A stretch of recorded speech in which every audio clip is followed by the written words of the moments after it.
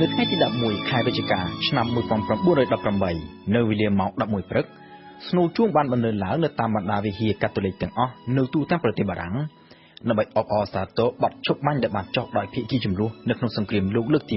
1គេត្រូវរងចាំរហូតដល់ថ្ងៃទី28ខែមិថុនាឆ្នាំបន្ទាប់ទើបសន្ធិសញ្ញាសន្តិភាពមួយត្រូវបានចុះហត្ថលេខានៅទីក្រុងវែកសៃប្រទេសបារាំងដើម្បីបញ្ចប់សង្គ្រាមជាផ្លូវការក៏ប៉ុន្តែរាល់ការវាយប្រយុទ្ធគ្នានៅលើសមរភូមិត្រូវបានបញ្ចប់ចាប់តាំងពីថ្ងៃទី11ខែ11ម៉ោង11ឆ្នាំ1918ការវាយប្រយុទ្ធគ្នាអស់រយៈពេល4ឆ្នាំនិង4ខែនៅក្នុងសង្គ្រាមលោកលើកទី1បានបន្សល់ទុកនូវផលវិបាកយ៉ាងធ្ងន់ធ្ងរដល់បណ្ដាប្រទេសជាប់ចំនួនទាំងផលវិបាកខាងប្រជាសាស្ត្រខាងភូមិសាស្ត្រនយោបាយសេដ្ឋកិច្ចសង្គមនិងវប្បធម៌គឺជាសរុប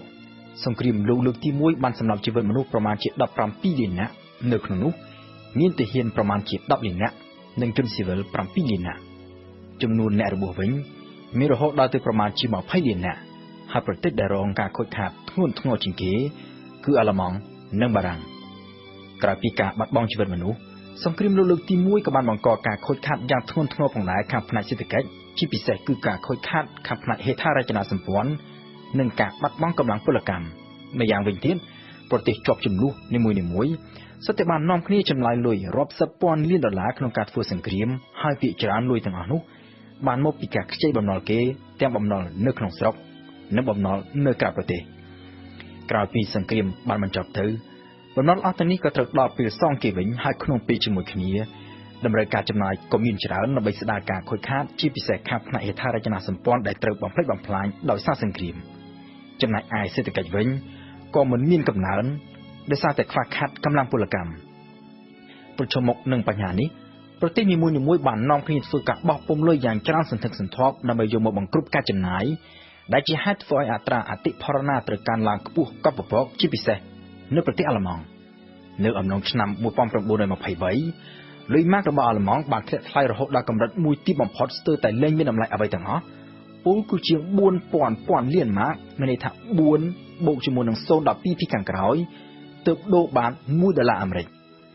នៅក្នុងពេលដែលអឺរ៉ុបកំពុងប្រឈមមុខនឹងភាពចលាចលខាងផ្នែកសេដ្ឋកិច្ចនិងរូបិយវត្ថុ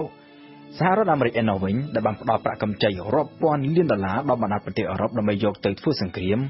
ក៏បានលេចមុខឡើងជាមហាអំណាចសេដ្ឋកិច្ចពិភពលោកថ្មីមួយមណ្ឌលហិរញ្ញវត្ថុពិភពលោកលែងស្ថិតនៅក្នុងទីក្រុងឡុងនៅក្នុងប្រទេសអង់គ្លេសដូចជាពីពេលមុនទៀតហើយក៏ប៉ុន្តែត្រូវទៅស្ថិតនៅឯទីក្រុងញូវយ៉កសហរដ្ឋអាមេរិកឯណោះវិញ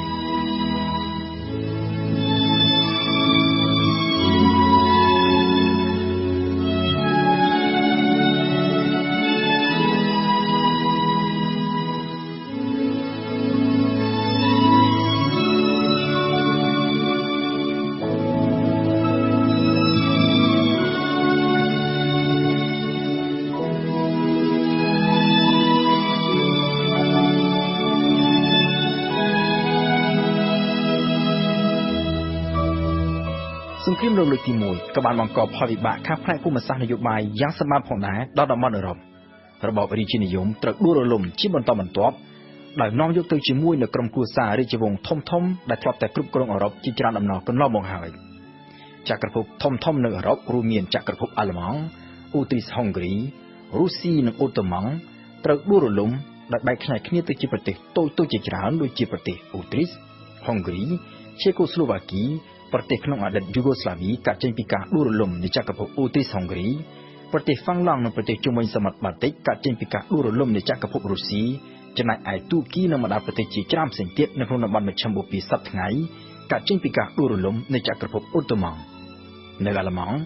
របបរាជានិយមរបស់ព្រះបាទវីលហែមទី2ត្រូវដួលរលំហើយបានកើតទៅជារបបសាធារណរដ្ឋដែលគេឲ្យឈ្មោះថាសាធារណរដ្ឋវ៉េម៉ាតំបន់អាសាសលូហែនដែលអាល្លឺម៉ង់ដណ្ដើមយកពីបារាំងកាលពីក្នុងអំឡុងសង្គ្រាមអាល្លឺម៉ង់បារាំងឆ្នាំ1871ត្រូវបានគេកាត់ប្រគល់ទៅឲ្យប្រទេសបារាំងវិញលើពីនេះទៅទៀតអាល្លឺម៉ង់ដែលជាប្រទេសចាញ់សង្គ្រាមត្រូវគេបង្ខំឲ្យសងការខូចខាតរហូតដល់ទៅរាប់ពាន់លានដុល្លារដល់ប្រទេសដែលជាអ្នកឈ្នះសង្គ្រាមសន្ធិសញ្ញាសន្តិភាពទីក្រុងវែកសៃក៏បានតម្រូវផងដែរឲ្យអាល្លឺម៉ង់កាត់បន្ថយចំនួនកងទ័ពរបស់ខ្លួនឲ្យនៅយ៉ាងច្រើនបំផុតត្រឹម100000នាក់ហើយការផលិតគ្រឿងសព្វាវុធធ្ងន់ៗដូចជារថក្រោះយន្តហោះចម្បាំងនិងនាវាចម្បាំងធំៗក៏ត្រូវបានហាមឃាត់ផងដែរការដាក់កម្រិតបែបនេះ ត្រូវបានធ្វើឡើងនៅក្នុងគោលដៅបញ្ជាកុំឲ្យមហិច្ឆតាឈ្លានពានពង្រីកទឹកដីរបស់អាល្លឺម៉ង់ត្រូវផ្ទុះឡើងវិញហើយបង្កទៅជាសង្គ្រាមសាជាថ្មីម្ដងទៀតក្នុងពេលជាមួយគ្នានោះស្ថាប័នអន្តរជាតិដ៏ថ្មីស្រឡាងមួយក៏ត្រូវបានបង្កើតឡើងផងដែរគឺសង្គមប្រជាជាតិដោយមានបេសកកម្មធានាឲ្យបាននូវសុខសន្តិភាពនៅទូទាំងពិភពលោកក៏ប៉ុន្តែទាំងការបង្កើតសង្គមប្រជាជាតិនិងទាំងការដាក់កម្រិតផ្នែកយោធាដល់អាល្លឺម៉ង់មិនបានទទួលជោគជ័យក្នុងការបញ្ជាសង្គ្រាមសាជាថ្មីនោះទេប្រជាជនអាល្លឺម៉ង់ជាច្រើនយល់ថាសន្ធិសញ្ញាក្រុងវ៉ែកសៃមានភាពអយុត្តិធម៌យ៉ាងច្រើនចំពោះអាល្លឺម៉ង់ហើយមិនយូរប៉ុន្មានរដ្ឋាភិបាលអាល្លឺម៉ង់ក៏ចាប់ផ្ដើមឈប់គោរពទៅតាមបម្រាមដែលមានចែងនៅក្នុងសន្ធិសញ្ញាសន្តិភាពដែលបានលួចផលិតគ្រឿងសព្វាវុធទំនើបនិងបង្កើតកម្លាំងកងទ័ពរបស់ខ្លួនឡើងវិញចំណែកឯសង្គមប្រជាជាតិវិញត្រូវបានបង្កើតឡើងក៏ប៉ុន្តែជាស្ថាប័នដែលមិនមានអំណាចដោយសារតែបណ្ដាប្រទេសធំមួយចំនួនជាពិសេសសហរដ្ឋអាមេរិកបានបដិសេធមិនព្រមចូលជាសមាជិកប្រមាណជា20ឆ្នាំក្រោយការបញ្ចប់សង្គ្រាមលោកលើកទី1សង្គ្រាមលោកមួយថ្មីទៀតក៏បានត្រូវផ្ទុះឡើងនៅឆ្នាំ1939ហើយសង្គ្រាមថ្មីនេះ